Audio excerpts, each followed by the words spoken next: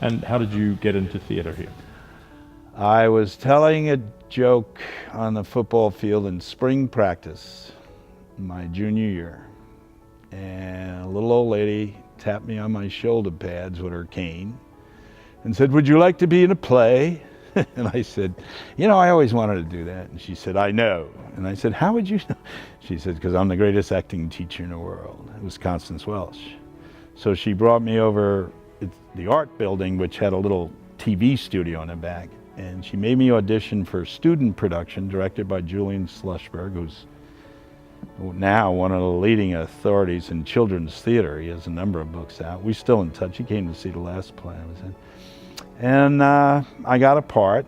And then the next play was the play she directed, which opened Lyman Center, was The Tempest. She needed a big, ugly guy to play Caliban. So she went to the football practice. And I guess she heard that joke. And I don't know, I just loved it. I just had a lot of fun, and she was a great teacher.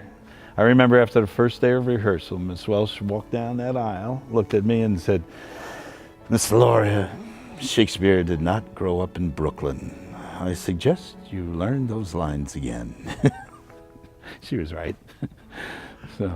What was the campus like when you were here, both physically and the mood of the campus? Well, I don't know if you want me to tell you that, because we were number 3 in the country in best party schools. And I think I helped keep that reputation for the 4 years I was here. And since I was in the theater and in football, and it was the 60s, those were some parties. There would always be protests and screaming and yelling, and you know. What was the campus like physically at the time? Oh, it was 1/10 of what's here now. You know, the buildings, of course the buildings are all named after the teachers I had now, but you know. Redadante was my linebacker coach on the football team. Then I came back and he was president, and he asked me to give the commencement speech at the 100th anniversary. So.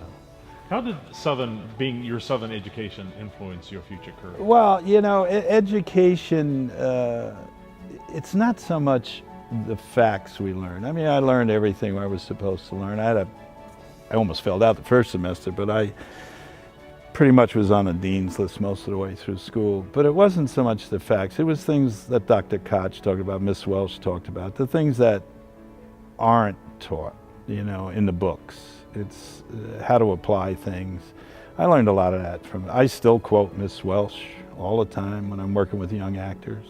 So those are the important things I learned at Southern.